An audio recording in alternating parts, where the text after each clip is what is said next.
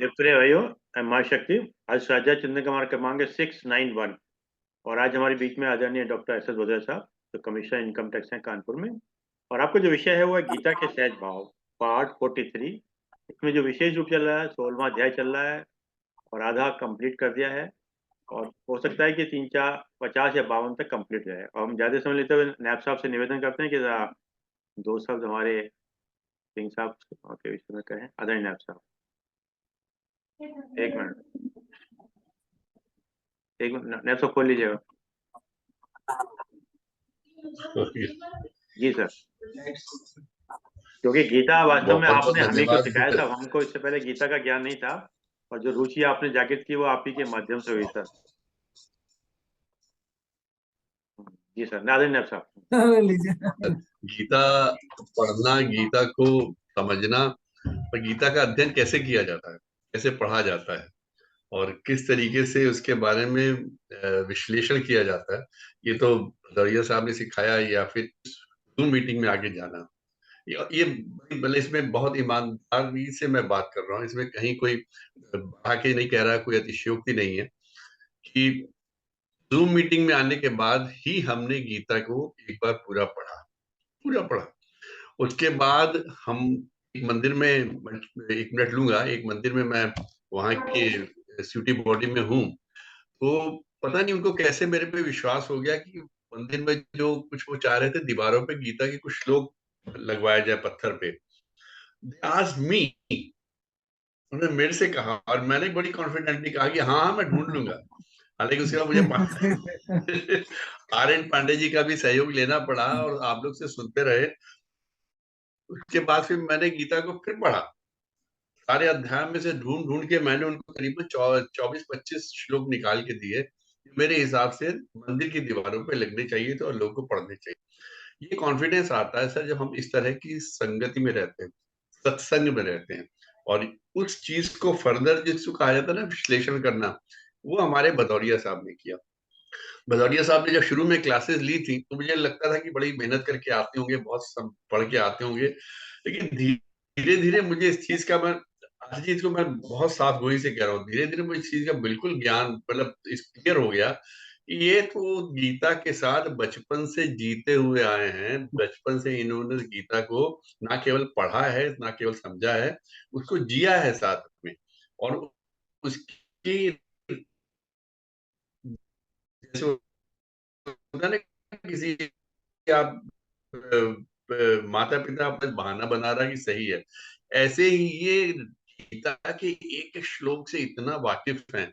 आप कभी किसी विषय पे पूछ लीजिए, इनका और पांडे जी का दोनों का मैंने देखा, कहीं किसी श्लोक पे बात कर लीजिए, किसी संदर्भ में बात कर लीजिए, वो किस इतने सुंदर कहना चाहिए लय के साथ गाते हैं गीता को।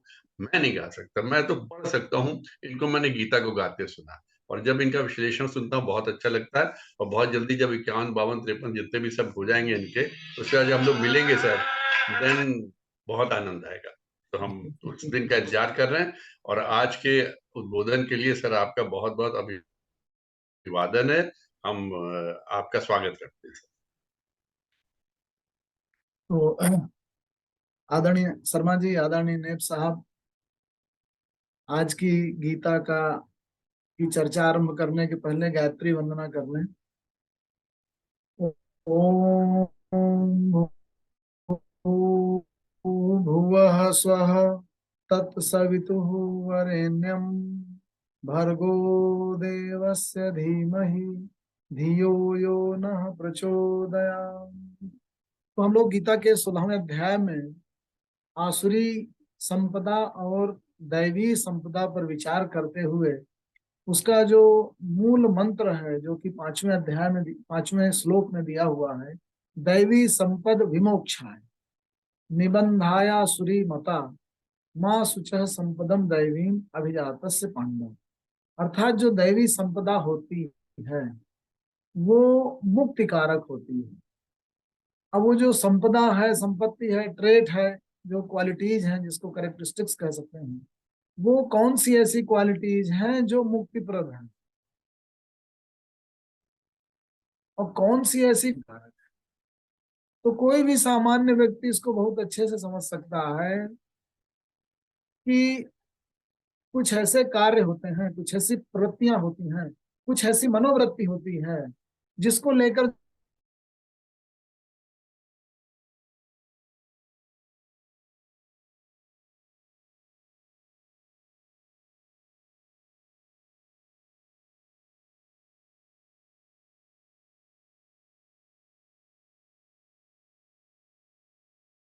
सबको सोच समझ कर नहीं बोलता, चीजों को अच्छे से रियलाइज करके समझ करके फिर उसमें अपनी प्रतिक्रिया नहीं देता।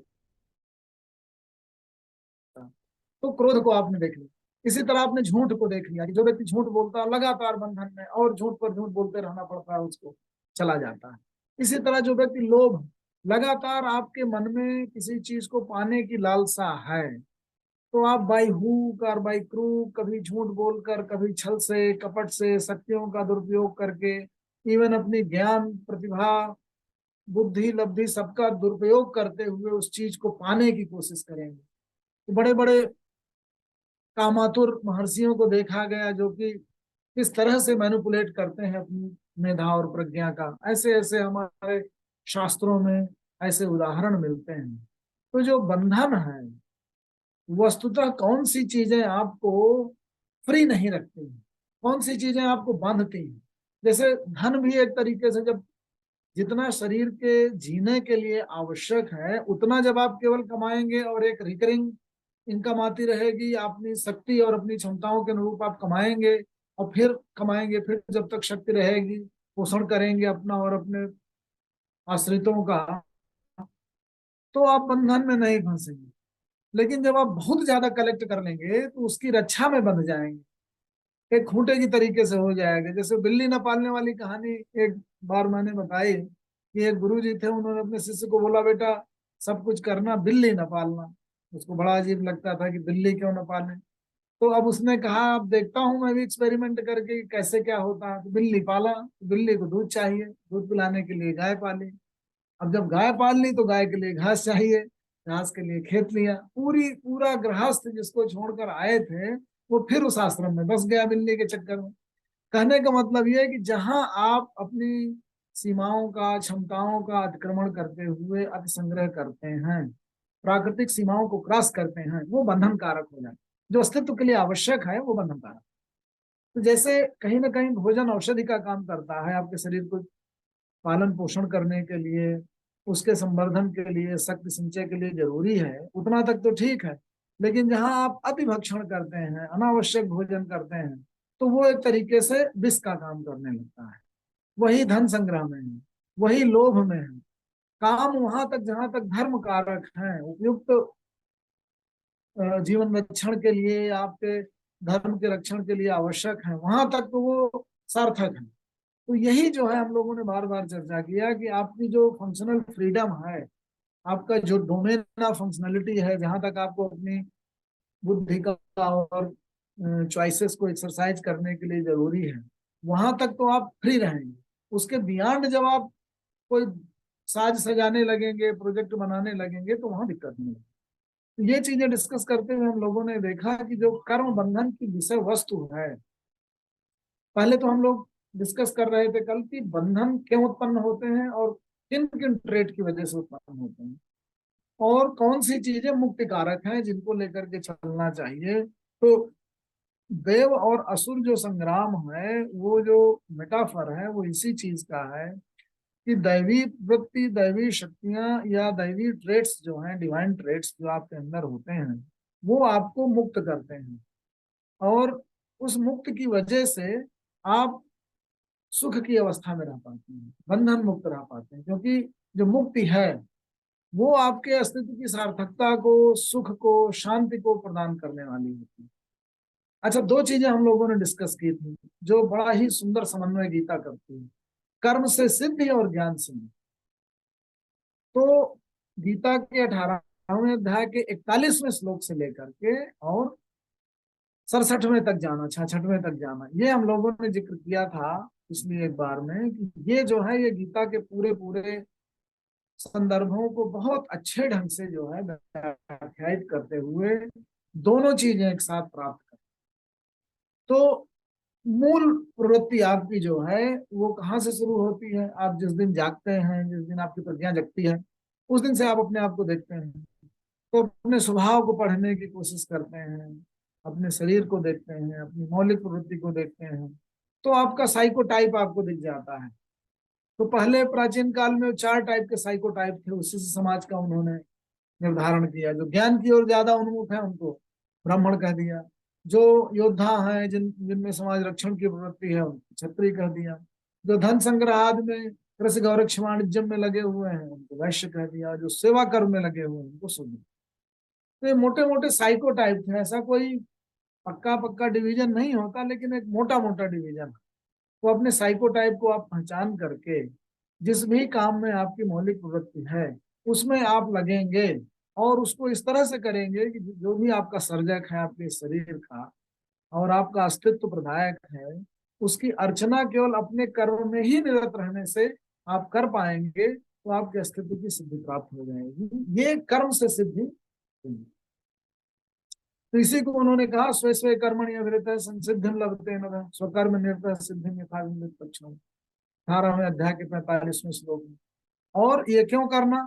यतः प्रवृत्ति भूतानाम येन सर्वम इदं, जिससे समस्त अस्तित्वों की प्रवृत्ति होती है, निकलते हैं, बनते हैं।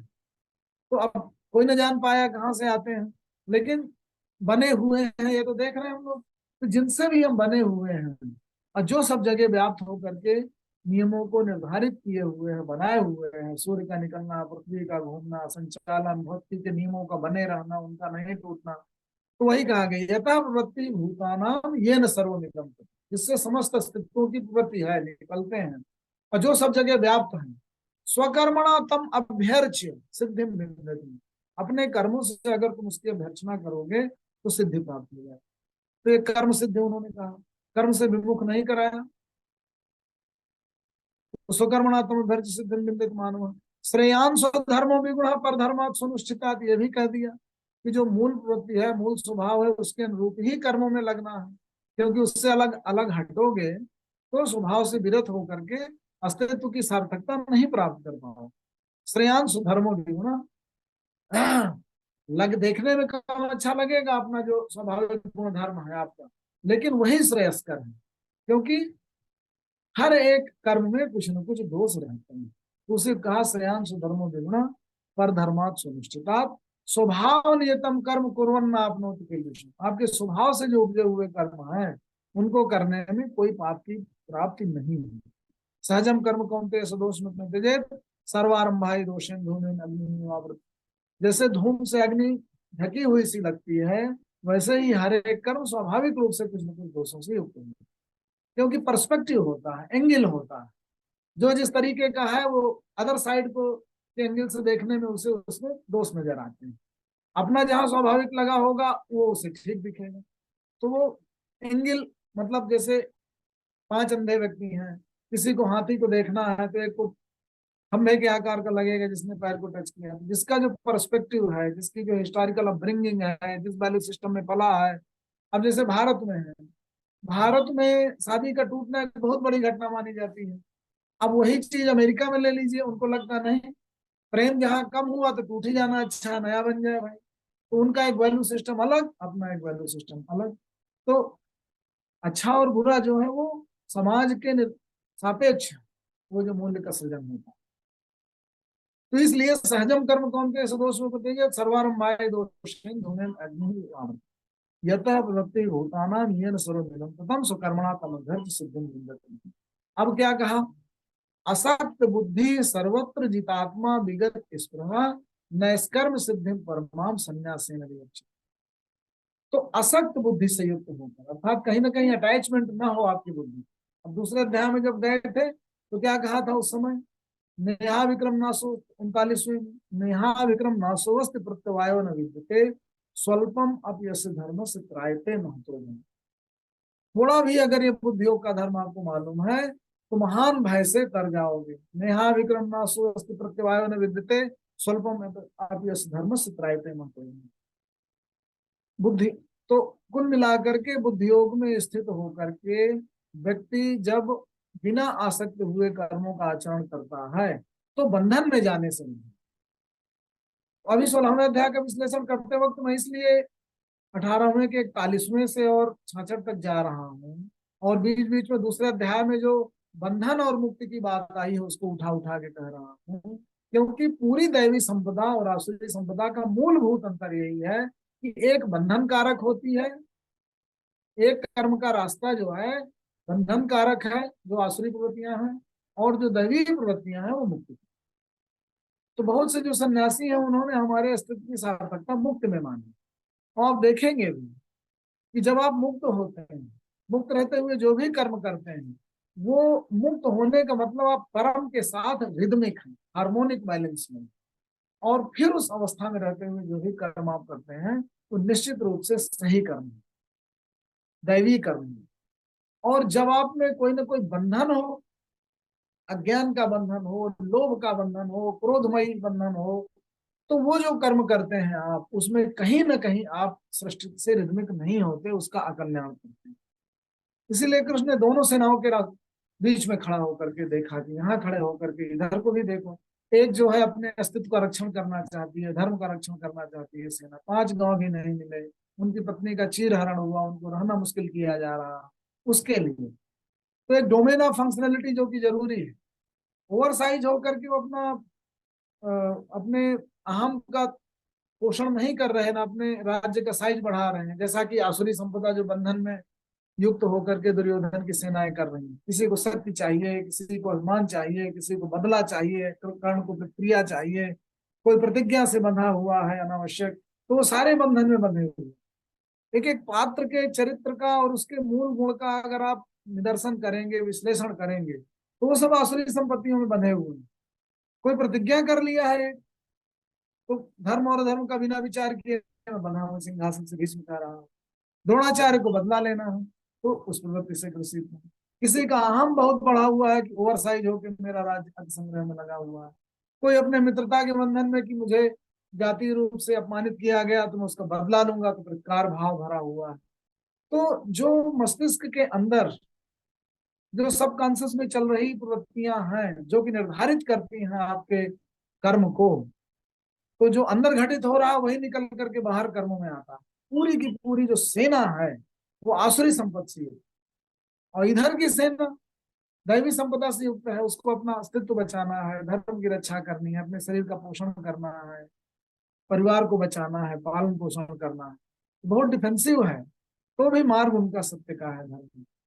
तो कुल मिलाकर के जो 16वां अध्याय आरंभ होता है तो उसमें कृष्ण पहले से ही कह देते हैं कि दैवी संपद विमोक्षाय निबंधाया सुरीमता माँ सुचय संपदम दैवी अभिजात। अर्जुन तुम चिंता मत करो, सोच मत करो, तुम दैवी संपद से युक्त हो, मैं तुमको देख पा रहा हूँ।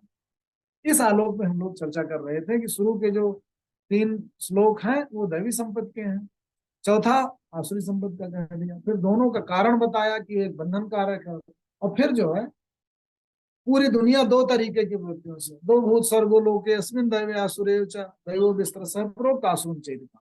फिर बताते हैं प्रवृत्तिम च निवृत्तिम च जनान विदुरासुरा, कहाँ हमको प्रवृत्त होना है, एंगेज होना, और कहाँ डिसएंगेज होना, पता ही नहीं है आसुरी संपदा। बस वो ऐसी मनोवृत्तियों से ग्रसित होकर या प्रतिक्रियात्मक ईर्ष्या भाव से भरकर, मतलब उनका जो कर्म का कारक है, जो ड्राइविंग फोर्स है, वो प्रवृत्ति और निवृत्ति, धर्म और अधर्म, सत्य और असत्य से गवर्न नहीं है। लोभ जो इंद्रिय जन्य है, क्रोध जो इंद्रिय जन्य है, अहम जो आपकी ईगो जन्य है। तो देखिए सेंटर ऑफ फोकस या ड्राइवर या ड्राइविंग एजेंट या सेंट्रल जो फैक्टर है जो उधर उसको एंगेज कर रहा है वो ये है। तो प्रवृत्तिम च निवृत्तिम च जनान विदुः असुरा न शौचम चापि न आचारो न सत्यम तेषु विद्यते। न उन्हें पवित्रता मालूम है कहाँ होती है, न आचार मालूम है कि क्या सदा आचार है और क्या बुरा आचार है, और न सत्यम तेषु विद्यते, उन्हें सत्य का पता ही नहीं है कि सत्य के लिए। दुर्योधन को कई बार मालूम भी है, लेकिन अहम इतना डोमिनेट करता है कि बुद्धि को साइड में करते हैं, जा साइड में हो जा, मुझे जीना है। रावण को पता है, ज्ञान भी है, फिर भी अहम कि मैंने एक बार निर्णय ले लिया, उसे बचा के रखना है। मुझे अपनी तरह से जीना है, मुझे अपने काम का पोषण करना है। तो इस तरह से उनके प्रभाव में आकर के वो बंधन में फंस जाते। अब वो कहते क्या, उनकी फिलॉसफी क्या होती है? असत्यम अप्रतिष्ठम ते जगत आहु अनीश्वर। ईश्वर क्या है, पहले हम लोग चर्चा कराए हैं। ईश्वर अर्थात रिदम, हारमोनी, नियम, जो कि चला रहे हैं, रित जिसे वेदों में कहा, रित, ये चल रहा है। उसी को मान लीजिए, अगर आप नहीं देख पा रहे हैं उसके परे, अगर सनातनता या अमरता नहीं दिख रही, मृत्यु और मामृत्यो गमय, अस्तो माँ सदगमय, असत और सद नहीं दिख रहा, तमसो माँ ज्योतिर्गमय, ज्योति नहीं दिख रही और तमस नहीं दिख पा रहा, तो जितना जितना दिख पा रहा, तो वैज्ञानिकों के लिए इस सृष्टि की नियमबद्धता ही ईश्वर है। उसी को मान लें, उसी में बंध जाए, धर्ममयता, नियमबद्धता, विज्ञानमयता, तो वही ईश्वर है। तो असत्यम अप्रतिष्ठम ते जगत आहु अनीश्वरम अपरस्पर संभूतम किम अन्यत काम है। काम है तुक्ता, अर्थात सब कुछ काम जन्य है। अब यही हम लोग चर्चा कर रहे थे, फ्राइडवादी, फ्राइड ने क्या कहा? सेक्स ही सब चीज का डिटरमाइनिंग और डिसाइडिंग फैक्टर, विपरीत सेक्स ही आकर्षक होता है। कहते हैं पिता भी पुत्री की ओर और माँ जो है पुत्र की ओर आकर्षित होती है। ठीक है, शरीर की मौलिक रचना ऐसी हो सकती है, लेकिन वो इंद्रियता है, लेकिन वो पशुता है।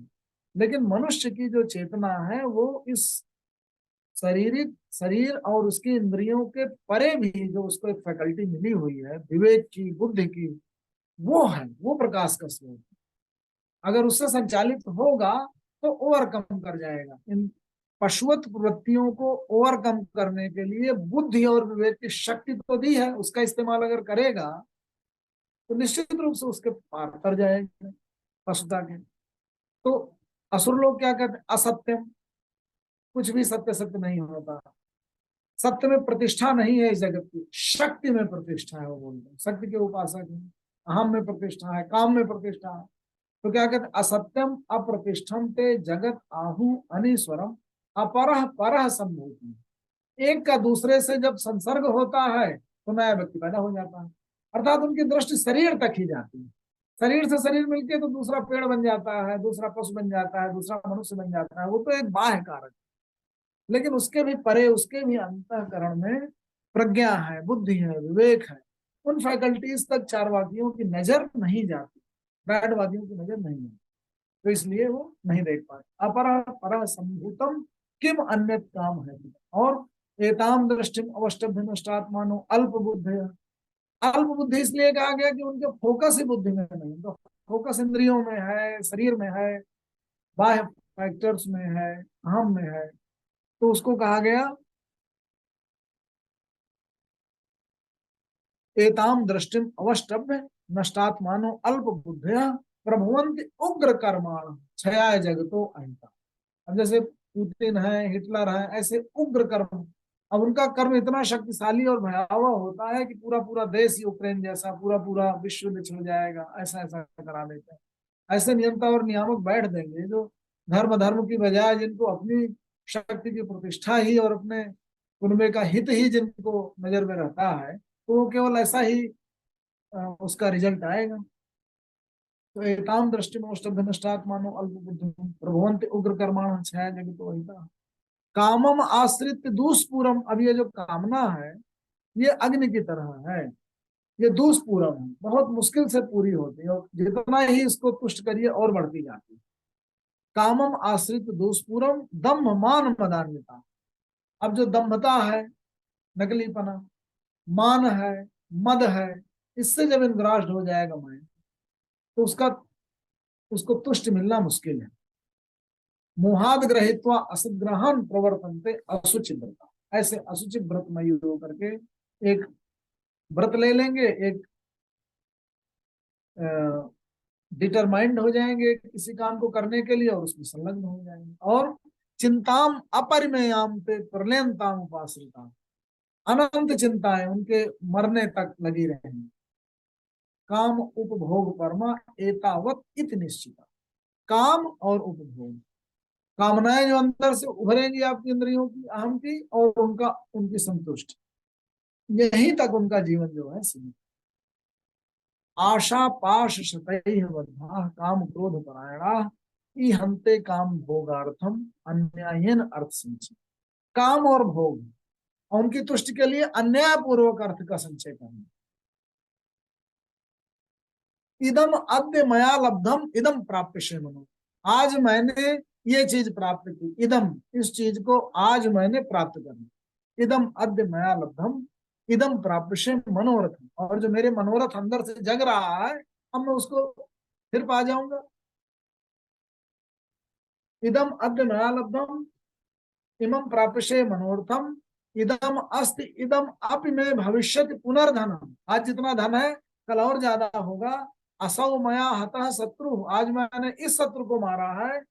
हनिष्ये च अपरान, दूसरे को मैं मारूंगा। ईश्वरो अहम, मैं ही ईश्वर हूँ। अहम भोगी, मैं भोग करने वाला हूँ।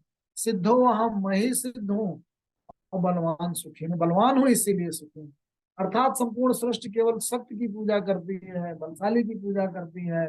ऐसा मनोभाव लेकर के अपने आप को ही सब चीज का जनक और ईश्वर और नियंता मान करके, और अपने आप को सब चीज का भोगी मानकर, भोग से ही तुष्ट होकर यहीं तक उनकी मेधा जाती है।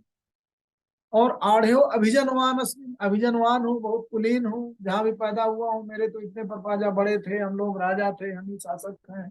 आई एम बॉर्न टू रूल, ये उनकी फिलॉसफी है। आढ़्यो अभिजनवान अस्मि को अन्यो अस्ति सदृशो मया, मेरे समान और कौन है, कोई भी नहीं है। यक्षे, मैं यक्ष यज्ञ करूंगा। दास्यामि, मैं दान दूंगा। और मोदिस्य, मैं आनंद उठाऊंगा।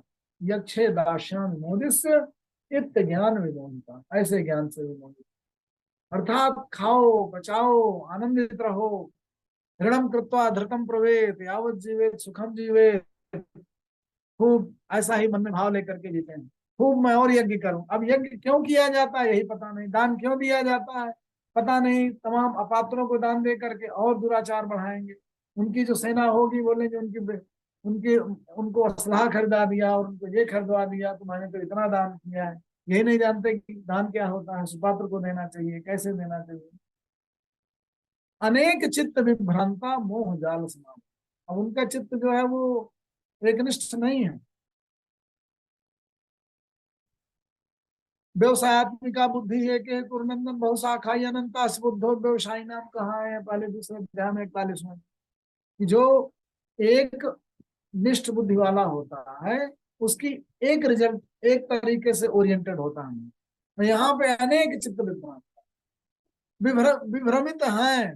एकांत में अगर बैठे तो खुद पे ही पश्चाताप करेंगे, पता नहीं मैंने ये क्यों कर दिया, मैं ये क्यों कर रहा हूँ। लेकिन विभ्रमित है, बट जो मार्ग अपना लिया उसमें बढ़े चले जा रहे हैं, उसका अच्छा कंसिक्वेंस ऐसा बन जाता है, ऐसा बंधन बन जाता है। मान लीजिए शत्रुता का बीजारोपण किया, एक का मर्डर कर दिया, अब सामने वाला उनके मर्डर करने के लिए पीछे पड़ेगा, तो फिर अपनी रक्षा के लिए सेना खड़े करेंगे। फिर उनमें कोई आदमी बलशाली हो जाएगा, उसको फिर मर्डर करेंगे। तो पूरा जीवन इसी सिक्वेंस में उलझ कर रहना। जो हम लोग चर्चा कर रहे हैं कि ये जो माफिया वाला मार्ग है वो वन साइडेड वे है। एक बार अगर आप उसमें चले गए तो फिर लौट के वापस नहीं आ सकते। वही लोभ वाला मार्ग है। एक बार आपने एक बड़ा ऐसा प्रोजेक्ट खड़ा किया और फिर उसमें और धन संग्रह किया और फिर उसका एक कंसिक्वेंशियल उसी लालच में उलझते चले गए, तो फिर लौट के आना, उससे मुक्त हो पाना बहुत मुश्किल होता है। तो कुल मिलाकर के चीजों को ये समझना कि उसका पर्पज क्या है।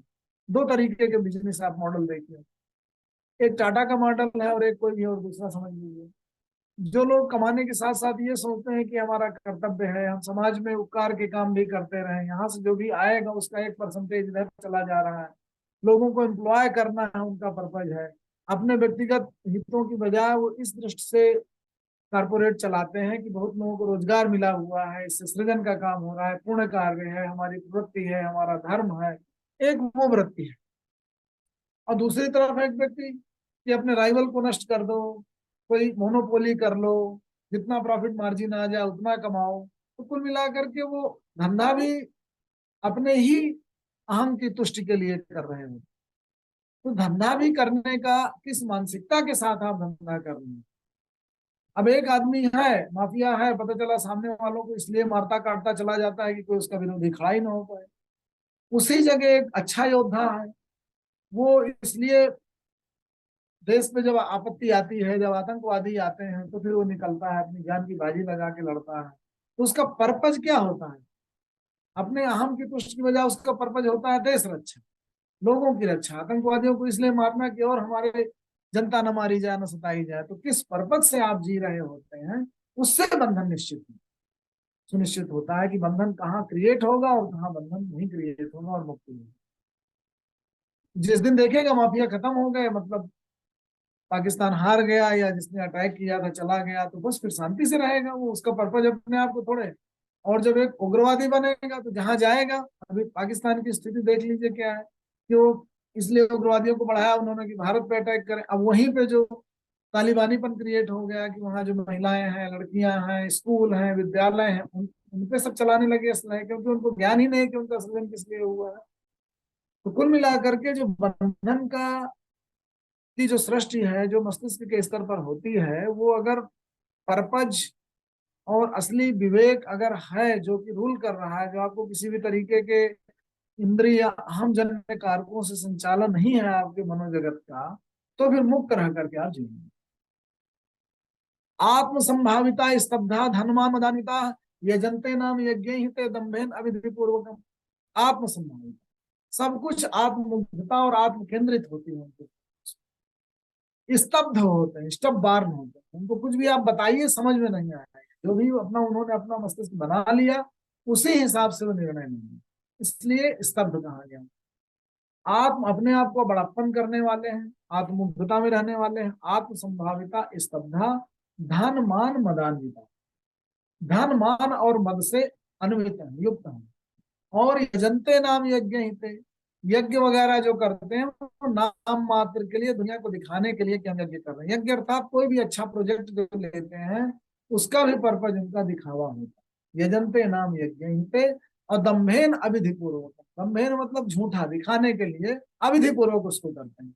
अविधि पूर्वक अर्थात आत्म श्रद्धा, आत्मोल्लास, आत्मानंद की प्राप्ति के लिए नहीं कि किसी को दान देने में, अच्छा काम करने में उनको सुख का अनुभव होता है, नहीं, दूसरे ने किया है वो मुझसे आगे न बढ़ जाए, इसलिए इस भाव को लेकर के, कंपटीशन का भाव, ईर्ष्या का भाव, लोभ का भाव, समाज में प्रदर्शन का भाव, तमाम तरह से ना, फला ने दिया है 1 लाख का दान तो मैं 2 लाख का दूंगा क्योंकि फिर मेरी वैल्यू कम हो जाएगी, लोग क्या समझेंगे, मेरा स्टेटस तो बड़ा है। तो ये सब भाव लेकर के जब आप कोई कार्य करेंगे, आत्मिक श्रद्धा से आत्मस्फूर्त स्फूर्त भाव नहीं है श्रद्धा का, तो फिर उसका फल भी नहीं, अंतःकरण आपका निर्मल न होकर के बंधन में चला जाएगा। तो ये जो बता रहे हैं पैमाने, ये सब पैमाने और ये सब ट्रेट और ये सब कैरेक्टरिस्टिक्स ये सिद्ध करते हैं कि आप अभी मुक्त नहीं हैं। और इनको देख लें, अजान जाए, देखते ही आपके अंदर अगर अंतःकरण से एक भाव जगे कि आपको इनसे मुक्त होना है, तो आप धीरे धीरे मुक्त होंगे। इसीलिए केवल दर्शन काफी है, इसीलिए आत्मदर्शन की बात की जाती है, इसीलिए आत्मचिंतन और ध्यान की बात है। ध्यान के द्वारा आप अपने आप को देखते हैं और निर्मल करते हैं, या अपने इष्ट के गुणों को देखते हैं और उससे अपनी तुलना करते हैं और अपने को निर्मल करते हैं। तो आप जो भी करेंगे अपने निर्मल होने के लिए, जिसका भी इष्ट कार्य करेंगे या अपने आप का आत्मावलोकन करेंगे, वो आप वस्तुतः निर्मल करने के लिए और इन आश्रित वृत्तियों से मुक्त होने के लिए आप करें। अहंकारम बलम दर्पम कामम क्रोधम च संश्रिता माम आत्म परदेहे सुप्रद्विसंतो अभ्युता। ऐसे आसुरी संपत्ति वाले लोगों का अहंग बहुत बड़ा होता है, बल का दर्प बहुत बड़ा होता है, काम और क्रोध से संचालित होते हैं, उन सबसे संश्रित है, अच्छी तरह से उसमें दलदल में फंसे हुए हैं। माम आत्म परदेह, इसीलिए मैं उनके अंतःकरण में और उनके आसपास वालों के अंतःकरण में जो बैठा हुआ हूँ, उससे भी वो द्वेष करते हैं, प्रद्विसंतो और अभ्युता, उनसे ईर्ष्या करते हैं। वो देख ही नहीं पाते कि उनके अंतःकरण में जो प्रज्ञा चेतना बैठी हुई है, शुद्ध बुद्ध, जो शुद्ध विवेक बैठा हुआ है, निर्मल मन बैठा हुआ है, उसको देख ही नहीं पाते। जिस दिन देखने लगे वो पवित्र होने लगे। तो यही आत्मदर्शन की बात है। तो अहंकारम बलम दर्पम कामम क्रोधम च संश्रिता, क्यों? क्योंकि उनका जो कल हम लोगों ने यही से शुरू किया था कि जो E is equal to mc² है सूत्र, वो एनर्जी और कॉन्सियसनेस, सी यहाँ कॉन्सियसनेस मान लीजिए, जहां पे एनर्जी फॉलोज अटेंशन, जहां आप अटेंशन देंगे वही आपकी एनर्जी लगेगी और उत्पन्न होने लगेगी और उसका प्रभाव उत्पन्न करेगी। तो जो एनर्जी है आपकी वो कहाँ उत्पन्न होगी? जहां पे आपका अटेंशन होगा। तो आपको ध्यान ये देना है कि आपकी एनर्जी जो है वो ऐसी जगहों में लगे, चेतना के स्रोत में लगे, निर्मल मन पे लगे, आपके ज्ञान और बुद्धि पे लगे, आपके कर्म जब भी इंद्रिय और अहम से संचालित होते हैं वहां लगे और उनका प्रतिरोध करने लगे, तो आपका अंतःकरण निर्मल होगा। तो क्या कहते हैं श्री कृष्ण? तान अहम द्विषतः क्रूरान संसारेषु नराधम। इस संसार के अंदर जो नराधम लोग बैठे हैं, अधम अर्थात मनुष्यों में जो निचली कोटि की। अब यहाँ पे मनुष्यों की स्ट्रेटिफिकेशन इस तरह से कृष्ण ने किया कि अधम वो हैं जिनकी प्रज्ञा का कंसंट्रेशन इंद्रिय और अहम पे है, और जिनकी अटेंशन और कॉन्सियसनेस का जो फोकस है वो अगर विवेक में है, बुद्धि में है, प्रकाश में है, तो फिर वो उच्च श्रेणी के लोग। इस तरह से उन्होंने इसका वर्णन। तो ऐसे नराधम लोग जो इंद्रियों में और उनके पुष्टियों में और मन और उसकी पुष्टि में और अहम और उसकी पुष्टि में उलझे हुए हैं, ऐसे अधम नर जो संसार में क्रूर कर्म करते हैं, संसार से जो द्वेष करते हैं अपने परिवेश से, छिपाम अजस्र अशुभान आसुरी एवं योनि, मैं उनको अजस्र अशुभ योनियों में डाल देते हैं। अब मरने के बाद उस योनि में जाना हो तो, या जीते जी आपका अधोपतन हो जाता है, क्योंकि आप उस दलदल में, कल हम लोग यही चर्चा कर रहे थे कि दलदल में जब आप उभरने की कोशिश करते हैं तो एक पैर से आप जोर लगाते हैं कि उठें, तो जोरे नहीं लगेगा, वो भी घुस जाएगा और धंस जाएंगे, फिर जोर लगाएंगे तो और धंसते जाएंगे। तो ये है दलदल। ये जो अज्ञान का दलदल है, अंधेरे का दलदल है, माया का दलदल है, इन सब जो विकृतियां हैं जो आपको उलझाए हुए हैं, इंद्रियों का अतुष्ट अजस्र जो भोग की आकांक्षा है, वो आपको और नीचे नीचे ले जा रहा है। तो वही ये कहते हैं कि जो प्रकृति जो है, नेचर में जो आप उत्पादित करते हैं वही लौट के आपका काम।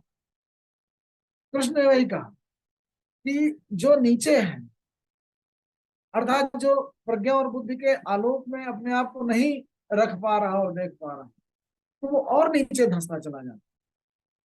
वही उन्होंने कहा, छिपाम अजस्र अशुभान आसुरीषु एव योनिषु। अजस्र अशुभ योनिया जो असुरों की हैं, उनमें वो पुनः पुनः और गिरता चला जाता है और मैं उनको गिराता चला जाता है, क्योंकि प्रकृति जिस गुण का आप ज्यादा पोषण करेंगे वही आप में बढ़ता चला जाएगा। आसुरीम योनिम आपन्ना मूढ़ा जन्म जन्म, जन्म जन्म में एक बार अगर आप आसुरी योनि में आ गए तो पुनः आपके आपके संज्ञान का संकेंद्रण जो है फिर उन्हीं इंद्रियों में होगा, उसी लोभ में होगा, क्रोध में होगा, मोह में होगा, हम में होगा, फिर उसमें आप वही क्रियाएं और दोहराएंगे और नीचे गिरते चले जाएंगे। तो इसीलिए उन्होंने कहा सुरीम योनिम आपन्ना मूढ़ा जन्मनि जन्म। अब माम अप्राप्य वो कौन थे? मैं तो प्रकाश में बैठा हुआ हूँ, ज्ञान में बैठा हुआ हूँ, विवेक में बैठा हुआ हूँ, मुझे तो पाते नहीं, क्योंकि मुझे तो देखते हैं ना वहां आना चाहते हैं। इससे भी जब आप अपनी इंद्रियों को तुष्ट करने में लग जाएंगे, अपने अहम को तुष्ट करने में लग जाएंगे, तो आप भटक जाएंगे और फिर उसी का पोषण करते रहेंगे और ज्ञान नहीं देख पाएंगे। और फिर 20 साल 30 साल बाद जब कभी सत्संग में बैठे, आपने अपनी तुलना की दूसरे व्यक्ति से और फिर ध्यान जगा या ध्यान लगा या सोचा और विचारा कि मैं क्या करता आया हूँ, मैं क्यों करता आया हूँ, मैं कौन हूँ, मेरे कर्म क्या है, मैं कौन हूँ, तो फिर आप देखेंगे और थोड़ा उभरने की कोशिश करेंगे तो आप देखेंगे कि तो 20-30 साल ऐसे ही बेकार में चले गए, पता नहीं क्या करते हुए। तो माम अप्राप्त हो कौन थे? मैं तो प्रकाश स्वरूप हूँ, आत्म स्वरूप हूँ, विवेक स्वरूप हूँ, प्रज्ञा स्वरूप हूँ। तो माम अप्राप्त हो, मुझे तो प्राप्त नहीं कर पाते हैं कौन थे? ततो यान्ति अधमा, इसलिए और अधम गति, नीचे की गति में चले। त्रिविधा नरकस्य इदं द्वारम नाशनमात्मनः। ये जो नरक का द्वार है, इनके 3 दरवाजे, इस नरक के 3 दरवाजे।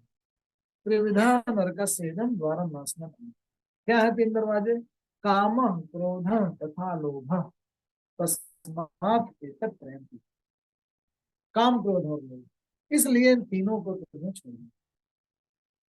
तो इतना डिटेल में आसुरी वृत्तियों का विवेचन करते हुए कृष्ण ने बता दिया कि जब तुमने इसका प्रभाव भाव बढ़ने लगे, ऐसा बढ़ता दिखने लगे, तो जानो कि तुम आसुरी वृत्ति वाले हो गए, आसुरी संपदा वाले हो। और फिर इनसे मुक्त होने के लिए फिर अपने में देखना, और देखना कि नरक के दरवाजे 3 हैं, काम, क्रोध और लोभ। अर्थात काम के वशीभूत होगे, क्रोध के आवेश में फंस करके अगर निर्णय लोगे, और अगर लोभ से संचालित होगे तो नरक में जाओगे। इसलिए इनको नरक के द्वार कहा। काम, क्रोध तथा लोभ, तस्मात् एतत् त्रयम् त्यजेत्। इसलिए इन तीनों को छोड़ देना। उससे बच गए तो नरक के द्वार से बच जाओगे। एतैः विमुक्तः कौन्तेय तमो द्वारैः त्रिभिर्नरः।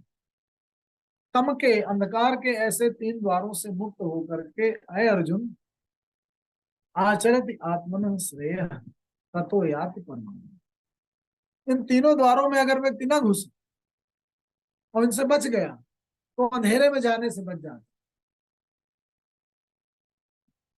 एतैः विमुक्तः कौन्तेय तमो द्वारैः त्रिभिर्नरः आचरति आत्मनः श्रेयः। उसके बाद अगर आत्मन मार्ग को, अंदर से जो भी आवाज उठे, अंदर से जो भी प्रकाश निकले, अंदर से जो भी दिशा दिखे, उसको सुनो, उसको देखो, उस प्रकाश से अपने रास्ते को निर्धारण करो और चल पड़ो।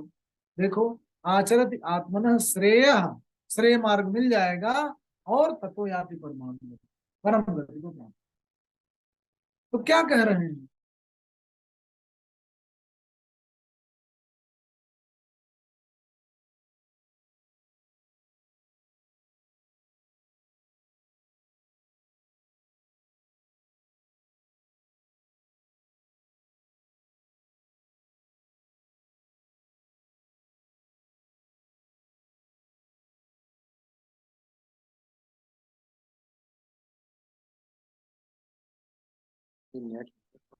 के बाद जो आपने और उस पर चल पड़े, तो रास्ते में भी तमाम दिक्कतें आती हैं, उलझनें आती हैं। तो उसमें फिर आप विचारवान शास्त्र, जहां पर बुद्धि और विवेक के मार्ग का, धर्म के मार्ग का निदर्शन हुआ है, जहां वो बातें कही गई हैं, उनका स्वाध्याय करना, उनका चिंतन करना, उस तरह के लोगों के साथ बैठना, उन पर विमर्श करना, आत्मावलोकन करना, ये भी जरूरी है, ताकि भविष्य में न भटक जाए। तो ये शास्त्र विधिम उत्सृज्य वर्तते काम का, जो शास्त्र द्वारा निरूपित मार्ग को छोड़ करके और कामजन्य मार्ग अपनाते हैं, न सिद्धिम अवाप्नुत, न उन्हें कर्म की सिद्धि मिलती है, न सुख मिलता है, न परम गति। पहले हम लोगों ने चर्चा कर लिया कि कर्म से सिद्धि, ज्ञान से मुक्ति, और फिर भक्ति से व्यक्ति का परम में मिल जाए। कर्म, ज्ञान और मुक्ति। तो जो शास्त्र द्वारा विहित मार्ग, अर्थात अच्छी तरह से सुचिंतित मार्ग को छोड़ करके केवल कामनाजन्य विकारों से निदर्शित होकर के आचरण करता है, वर्तते काम करता है, न उसे सिद्धि मिलती है, न उसे सुख मिलता है, न उसे परम गति। तस्मात् शास्त्रम प्रमाणम ते कार्य कार्य व्यवस्थित हो। कई बार कार्य करते वक्त विचार कर लीजिए कि बुद्धिमान लोगों ने क्या चिंतन किया है, क्या सोचा है, और बार बार उस कसौटी में अपने आप को कसने की कोशिश। संतों के बीच में बैठ करके, गुरु की शरण में जा करके, समझदार ज्ञानी व्यक्तियों के पास बैठ करके अपने आप का अवलोकन करना, जानना, उस कसौटी में कसना, वो जो तरह तरह के आचरण के नियम हैं, तप द्वारा अपने आप को निखारना, ये मार्ग बताया हूं। तस्मात् शास्त्रम प्रमाणम पे कार्य अकार्य व्यवस्थित हो। क्या कार्य है, क्या किया जाना चाहिए और क्या नहीं किया जाना चाहिए, उसके लिए प्रमाण शास्त्रों ने गढ़ दिया है, बता दिया है, एक मार्ग बता दिया है। अब आजकल देखिए तमाम लोग बोलते हैं शास्त्रों में ये लिखा है, ऐसे करना, बाएं हाथ से आरती उतारना, दाएं हाथ से करना, सोमवार को मत खाना, शनिवार को बाल मत कटवाना। ये सब कहीं लिखा नहीं है, ये सब तो अज्ञानता का पोषण है। शास्त्र का मतलब यह है कि सुचिंतित व्यवहार, सुचिंतित विचार प्रक्रिया के द्वारा कुछ मानदंड, कुछ मूल्य, कुछ रास्ते बताए गए, उन पर अपने आप को कसने की कोशिश करिए, उस कसौटी में अपनी तुलना करिए, देखिए तो एक मानक मिल जाता है, एक रास्ता मिल जाता है, एक तरीका मिल जाता है। उसके बाद जो अंतःकरण में बैठा हुआ जो आपका चिंतन और चेतना का स्रोत है, वो जैसे गाइड करे वैसे। तो कहीं कर्मकांड, पुरातन पंथ, पोंगा पंथ, पंडितवाद, वितंडावाद ये हावी न हो जाए कर्मकांडवाद, उससे भी सचेत रहने की जरूरत है। इसीलिए पहले कह दिया कि आत्म प्रकाश से प्रकाशित है, लेकिन साथ में यूनिवर्स से सिंक होने के लिए, अन्य विचारधाराओं से अपने आप को रिदमिक रखने के लिए और जानने के लिए, कई बार आप समझ नहीं पाते और तुलना जब नहीं करते हैं और केवल अपने तक आपका विचार सीमित है, तो एक दूसरा विचार जब नहीं मिलता तो आप वहीं तक सीमित रह जाते हैं, कुएं के मेढक पर। तो कुएं के मेढक जब बाहर निकलेगा, देखेगा चारों तरफ, अवलोकन करेगा, तब तो उसकी बुद्धि विकसित होगी, फूल खिलेगा विचार का, बुद्धि का। जब तक सूर्य से प्रकाश नहीं लेगा तो ब्रह्मांड के अन्य चेतना स्रोतों से आ रहा जो प्रकाश है, उससे तुलना करके और फिर अपनी प्रज्ञा का प्रसार करना और देखना, वो बहुत जरूरी है। तस्मात् शास्त्रम प्रमाणन्ते कार्याकार्य व्यवस्थितो ज्ञात्वा शास्त्र विधानम कर्म कर्तुम्। अब बात ये उठती है कि भाई ये सारे ट्रेड जब आपने देख लिया, तो दूसरे अध्याय से ही आपने देखा कि कर्म बंध और बंधन मुक्ति दोनों पर लगातार चिंतन चलता आया था, जिसमें हम लोगों की अभी तक दृष्टि नहीं गई। अब जरा दृष्टिपात करिए, पहले से कराए थे, क्या कहा था दूसरे के 39वें में, ऐसा ते अभीता सांख्ये बुद्धि योगे तुमाम श्रृणु बुद्धिया युक्तो यया पार्थ कर्म बंधन प्रहार। अर्थात कर्म बंधन से मुक्त हो जाओगे अगर बुद्धि योग में स्थित होकर के कार्य। तो हम लोग क्या करते हैं, हम लोग इंद्रियों से ड्रिवन होकर, अहम से ड्रिवन होकर, समाज में स्टेटस से ड्रिवन होकर, जय पराजय के भाव से कि हम वो अहम का ही पोषण है, लोभ का पोषण है, कामनाओं का पोषण है, उससे ड्रिवन होकर के उस ड्राइव से जब संचालित होते हैं तो बंधन है। इसीलिए उनका बुद्धि योग से युक्त होकर, अर्थात बुद्धि को संभाव में स्थापित करके, और फिर जब तुम कर्म का आचरण करोगे तो कर्म बंधनों से मुक्त। एक तो पहले अपनी वृत्तियों का निदर्शन करना और जानना कि कौन बांधने वाली है, फिर कर्म करते वक्त कहाँ सचेत रहना है। 51वें में क्या कहा है, कर्मजम बुद्धि युक्त्वा ही फलम त्यक्त्वा मनीषिण। दूसरे अध्याय में क्या होना है, कर्मजम बुद्धि युक्त्वा ही फलम त्यक्त्वा मनीषिण जन्म बंध विनिर्मुक्त्वा पदम गच्छन्ते नाम। तमाम तरह के जन्म बंधनों से मुक्त होने के लिए क्या कहा उन्होंने, कर्मजम बुद्धि युक्त, बुद्धि से युक्त होकर कर्म से उत्पन्न होने वाले फलों से, कर्मजम बुद्धि युक्त्वा ही फलम त्यक्त्वा मनीषिण, कर्म से उत्पन्न होने वाले फलों को मनीषी लोग छोड़ देते हैं। अर्थात संकेंद्रण उनका कर्म के निर्धारण में हो गया शुरू में, क्या करते हैं, क्या करते हैं, क्या आपको करना चाहिए, एक योद्धा के रूप में, ज्ञानी के रूप में, व्यक्ति के रूप में, पिता के रूप में, माँ के रूप में, क्या कर्तव्य, वहां से कर्म प्रस्फुटित हो गया। बस आगे उस दिन विजय मिली नहीं मिली, लाभ हुआ, कई बार हानि हुई, तो वो आता रहता है व्यापार में। बार बार फिक्र करने की बजाय मार्ग अपना चुन लीजिए, फिर बढ़ते जाए। तो जन्म बंधन में निर्मुक्त पदम गच्छन्ते, ऐसे जन्म बंधन से भी आप मुक्त हो जाएंगे। तो बंधनों की सृष्टि कर्म फल में फोकस करने से हो रही थी, बंधनों की सृष्टि बिना बुद्धि योग में अवस्थित हुए कर्म में युक्त होने से हो रही थी। और ये कहा बुद्धि युक्त तो जहाती उभय सुकृत दुष्कृत तस्मात योगा युस योग कर्म सुपोषण। जो बुद्धि युक्त व्यक्ति है वो कर्मयोग में अवस्थित होकर के अपने मार्ग में चल पड़ता है और अपनी परम सिद्धि को प्राप्त। और कहा बंधनों का सृजन और उससे मुक्ति कहा उन्होंने, तीसरे अध्याय में 9वें में कहा, नियतम कुरु कर्म तुम कर्म जायो ह्य कर्मण शरीर यात्रा पिचतेन प्रसिद्धेत कर्मण यज्ञ अर्थात कर्मणो अन्यत्र लोको अयम कर्म बंधन तदर्थम कर्म कौन्ते मुक्त संग समाचार। यज्ञों के अतिरिक्त जब आप अन्य कर्म करते हैं तो आप कर्म बंधन में फंस जाए। यज्ञ अर्थात पहले यही विचार विमर्श हो रहा था तीसरे अध्याय में कि बिना कर्म किए आप नहीं रह सकते, क्योंकि आपका जो शरीर बना है वो कर्म करने के लिए बना है। तो इसलिए कहा नियतम कुरु कर्म त्वम कर्म ज्यायो ही अकर्म, कर्म रहित होने से कर्म करना श्रेष्ठ। शरीर यात्रा पिचते न प्रसिद्ध है, शरीर यात्रा के लिए भी अकर्मी असिद्धि को प्राप्त होता है और कर्मी ही सिद्धि को प्राप्त करता है। तब उन्होंने कहा कर्म कैसे हो, यज्ञ अर्थात कर्मणो अन्यत्र लोको अयम कर्म बंधन। और यज्ञ क्या है, आपके शरीर की पुष्टि के लिए, परिवार की पुष्टि के लिए, समाज के लिए, लोक कल्याण के लिए, प्रकृति से रिदमिक होकर के जो कर्म होते हैं वो यज्ञ।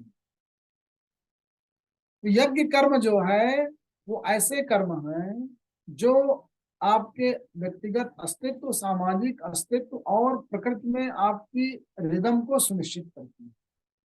उनके अतिरिक्त जब आप कर्मों में संलग्न होते हैं, अर्थात बहुत लोभ से युक्त होकर के, क्रोध से आवेशित होकर के, प्रियामयी होकर के, द्वेषमयी होकर के, अनावश्यक ईर्ष्या में घुस करके उन सब में जब संचालित होकर के जब आप कर्ममय होते हैं तो कर्म बंधनों की सृष्टि।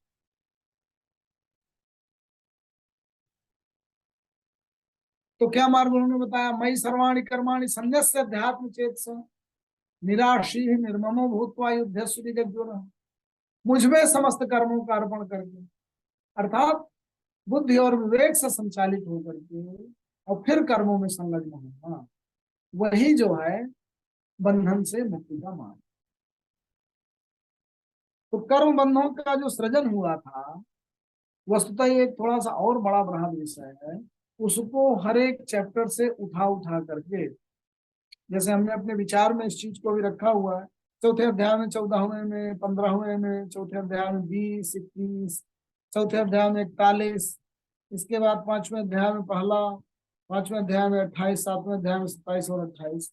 ये जो तरह तरह के श्लोक हैं इनमें लगातार शुरू से ही वो तीन चीजों को, तीन तरह के वो लेकर के चल रहे हैं। एक कर्म का इंप्रेशन, अर्थात जिसको पाप कहा जाता है,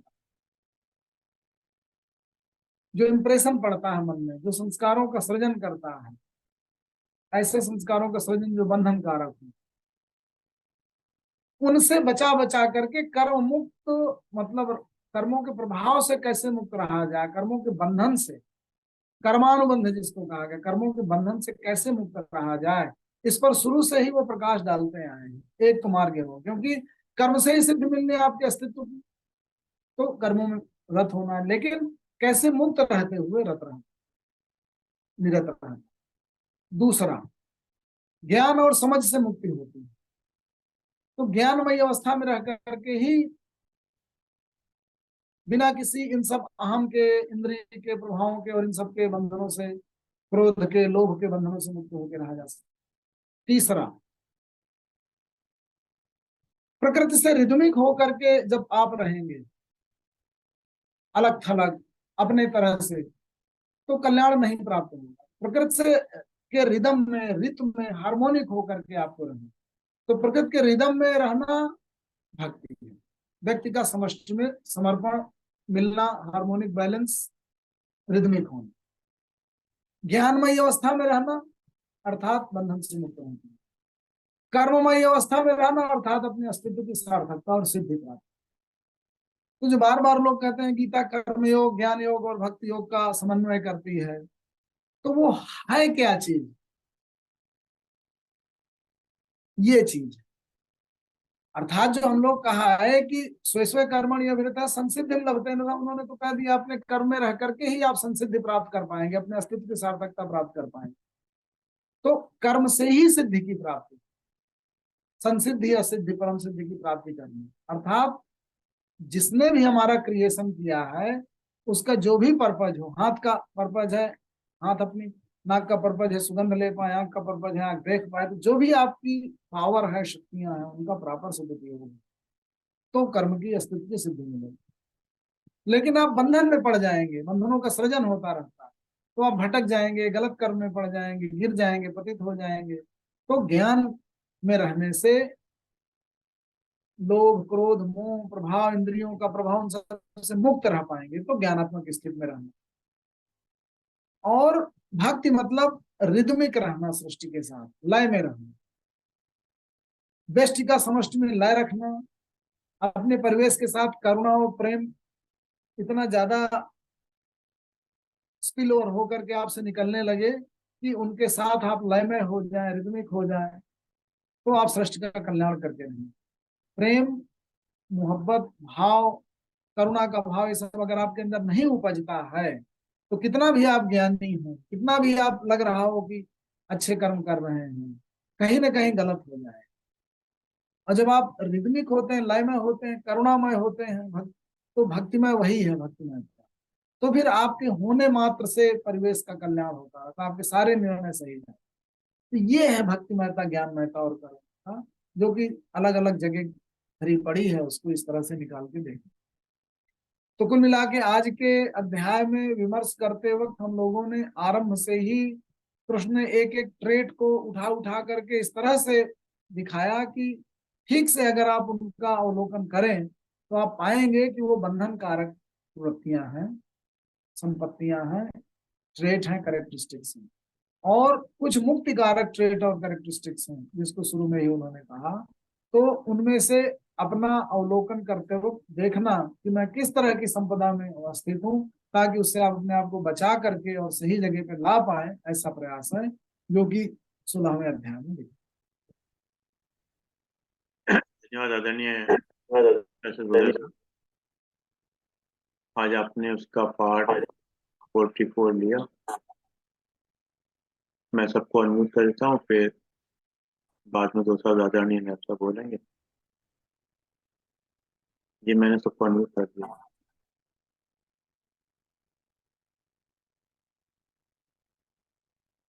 जी सर।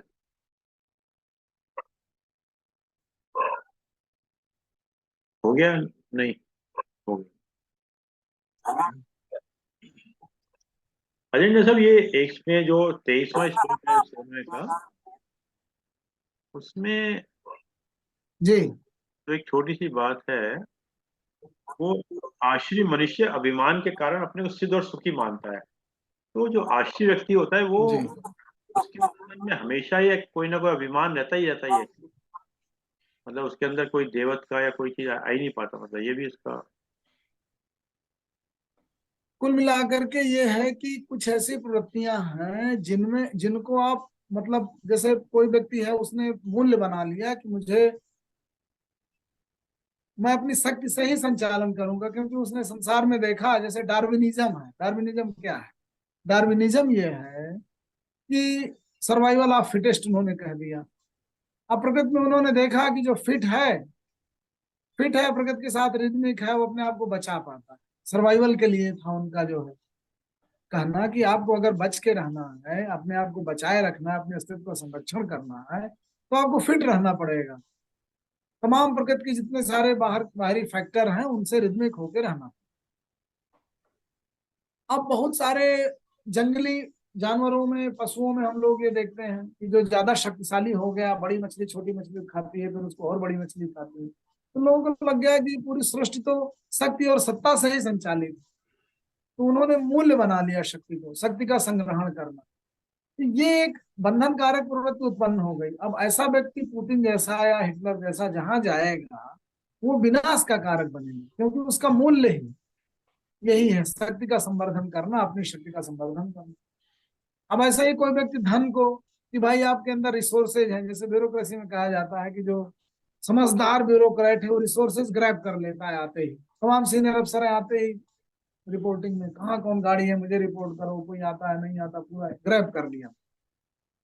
तो जो एक एक ऐसा वातावरण बनना चाहिए था प्रोडक्टिव, जिसमें हर एक व्यक्ति अपने पद के अनुसार अपनी जितना उसको दिया गया है पावर उसके हिसाब से फंक्शन करता है। उसकी बजाय जो ऊपर वाला बैठा व्यक्ति है, उस नीचे वाले उस पर विद्रोह कर नहीं सकते हैं, उसको मानना ही पड़ेगा।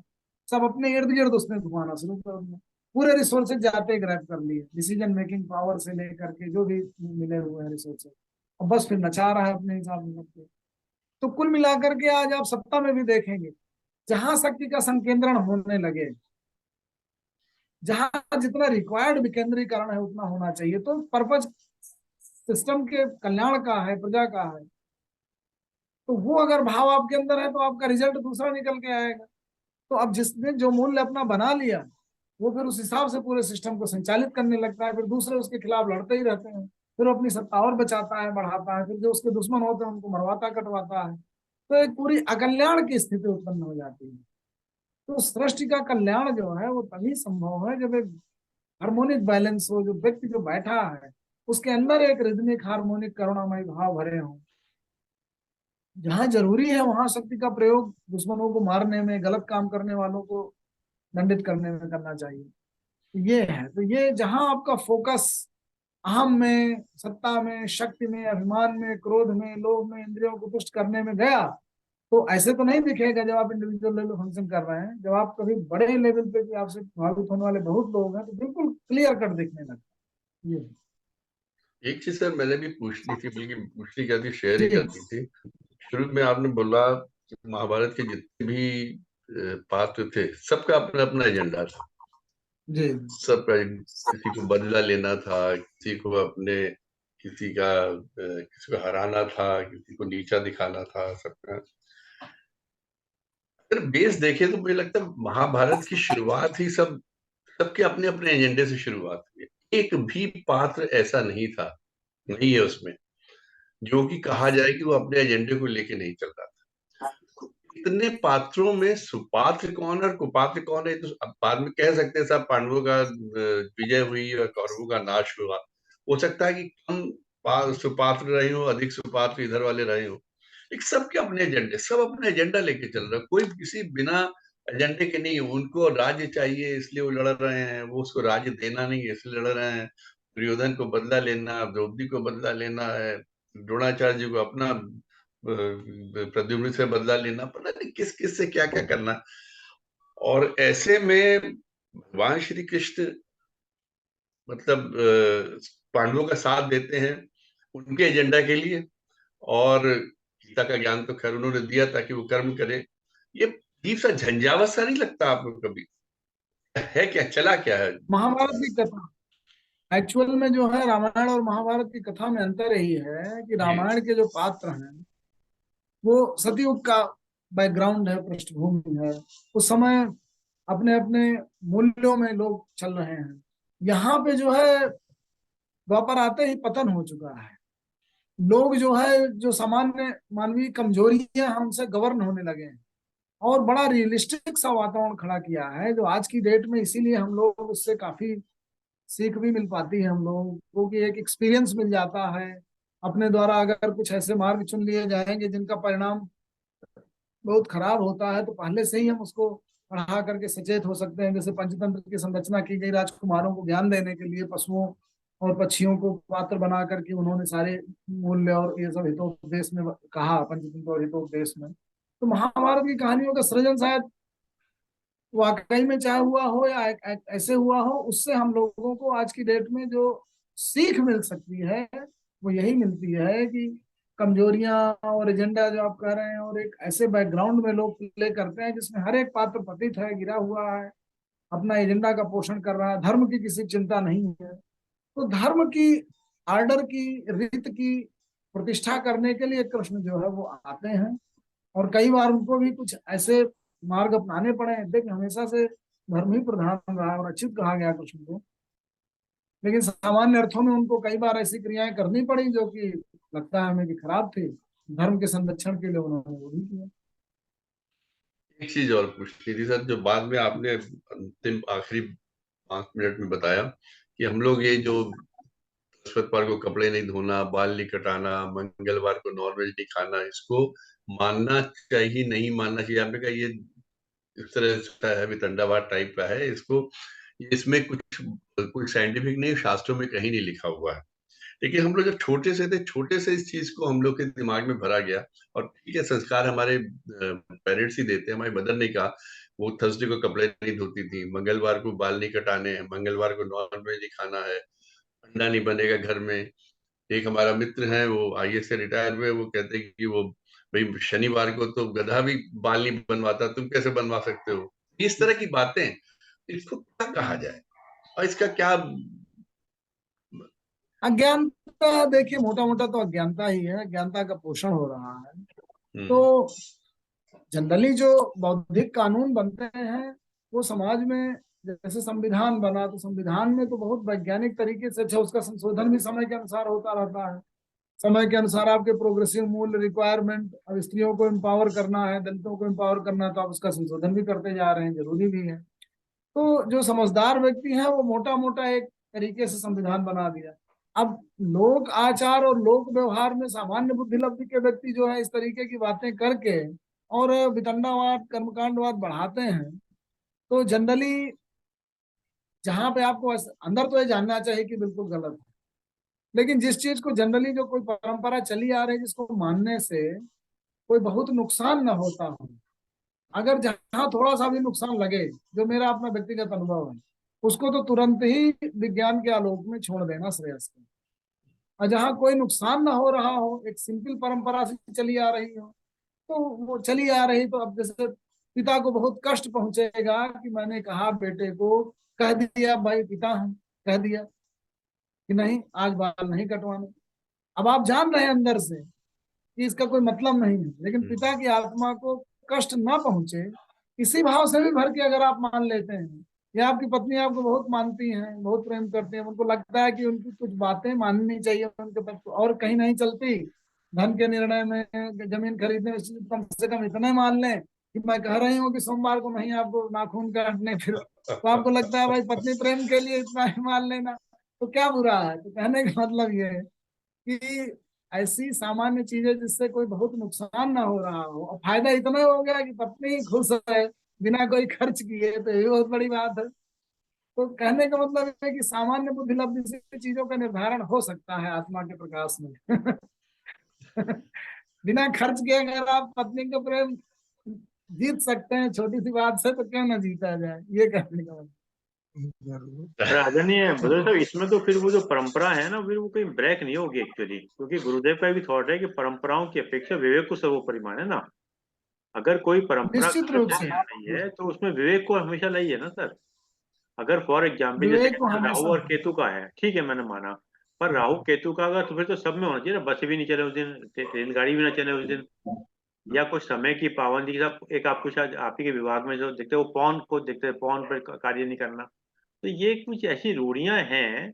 जैसे मंगली का है, अब गुरुदेव कहते हैं मंगल कहते हैं शुभ कारक को, अब मंगली लड़की है, मंगला, उसके चक्कर में हमारे काफी जो है रिश्ते नहीं हो पाते हैं, मतलब कई कई सालों तक वो निकल जाते हैं उसके अंदर। तो उन्होंने ये विज्ञान का हम्म, समाज को वैज्ञानिक बनाना, विज्ञान का प्रकाश फैलाना, बढ़ाना, धीरे धीरे परिवर्तन करना, वो तो बिल्कुल लॉन्ग टर्म में तो यही एजेंडा लेके चलना चाहिए कि प्रवृत्तियां वैज्ञानिक हों, लोग वैज्ञानिक दृष्टिकोण के हों, अंधविश्वास पनपे ना।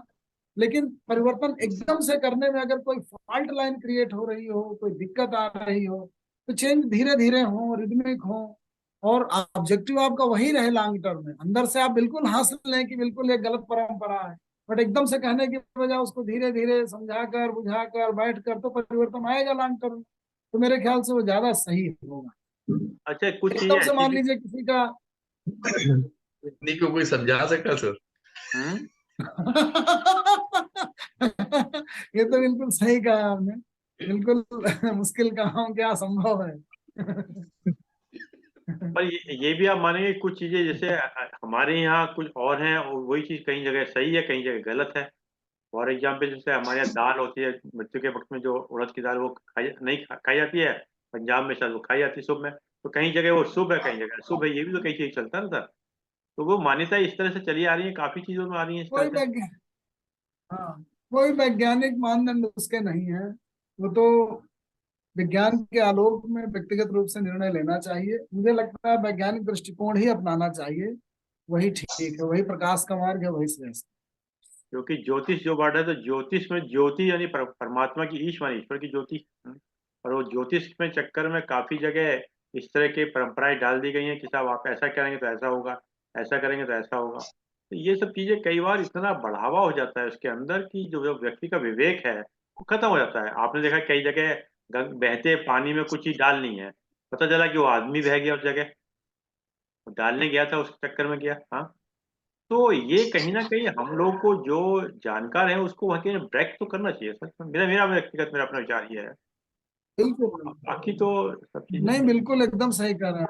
वैज्ञानिक दृष्टिकोण को बढ़ावा देना, वैज्ञानिक दृष्टिकोण से अपने जीवन का संचालन करना, निर्भय होकर रहना, जितना ज्यादा से ज्यादा लोग हैं उनको निर्भय करना, इन सब से डरा करके धमका के रखना, जैसे इस तरह के कि आप शनिवार को कर लोगे तो अनर्थ हो जाएगा, हाँ, भयग्रस्त हो गया व्यक्ति, वो तो सब बहुत ही गलत है, बहुत ही गलत। वही सब है। चलिए सर, आ जाइए आप साहब। बहुत बहुत धन्यवाद आदरणीय श्री सिद्धांत सिंह भदौरिया जी।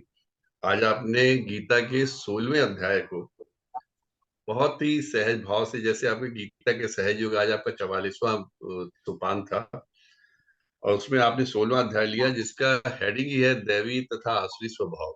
इसमें आपने मनुष्य मात्र में क्या क्या चीजें बुराइयां आ सकती हैं, किन किन चीजों से उसमें नकारात्मकता आ सकती है, किन किन चीजों का हम लोग को त्याग करना चाहिए, और किन के त्याग करने से हमें दैविक चीजें आ सकती हैं, आसुरी चीजों का त्याग हो सकता है, और ईश्वरी तो हमें आ सकते हैं। कैसे हम प्रकृति के साथ अपने एक प्रगाढ़ता कर सकते हैं, उनके साथ हार्मोनी कर सकते हैं, ताकि अपने जीवन को पहले से बेहतर बना सकते हैं और सही तत्वों के प्रभाव में आके सही निर्णय ले सके। आज इस विषय में आपने बहुत विस्तार से बताया, बहुत सहजता से बताया, चीजों को बहुत सुंदर तरीके से एक्सप्लेन किया, और बाद में हम लोग की जो सुनते टाइम जो थोड़ी बहुत कहना चाहिए शंकाएं हुई थी, बाद में हमने बहुत सुंदर तरीके से उनका भी निर्मूल किया। ये बात बहुत अच्छी लगी मुझे कि अगर आपके पेरेंट्स से किसी चीज के लिए मना किया हुआ है तो कुछ चीजों को अगर आप निर्वाह कर सकते हैं, उनके सामने उन चीजों का निर्वाह करना चाहिए ताकि उनकी आत्मा दुखी ना हो, उनको किसी तरह का कोई वहम ना हो।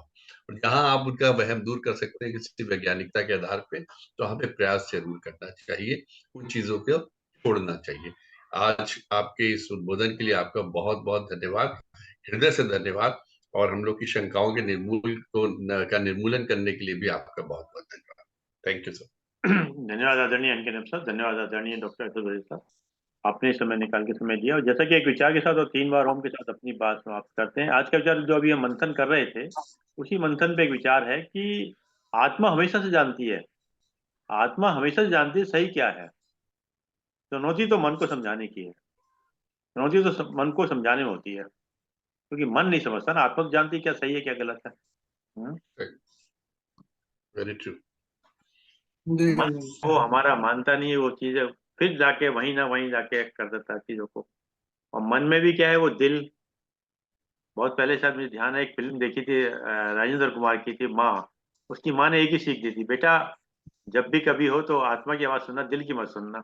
उस पूरी फिल्म में शायद एक जगह वो दिल की आवाज सुनता है, माँ को कहता है कि साहब माँ मैंने पहली बार जो है वो आत्मा की आवाज नहीं सुनी। तो हमें लगता है आत्मा की आवाज तो हमेशा ही अच्छी आएगी। चलिए साहब। जी। सही बात।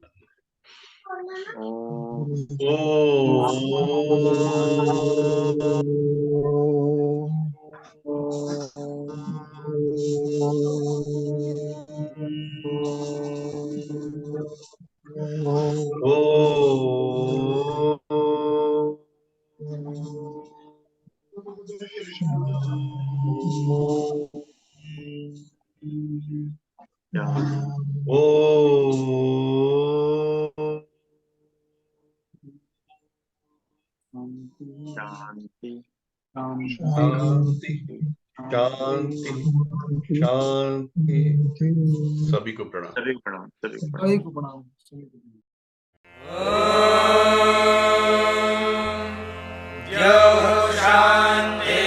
शान्तिरन्तरिक्षं शान्तिः पृथिवी शान्तिरापः शान्तिरोषधयः शान्तिः शान्तिर्विश्वेश्वरात्मैवोऽव्यया शान्तिर्विश्वे देवाः शान्तिर्ब्रह्म शान्तिः सर्वं शान्तिः शान्तिरेव शान्तिः सा मा शान्तिरेधि ॐ शान्तिः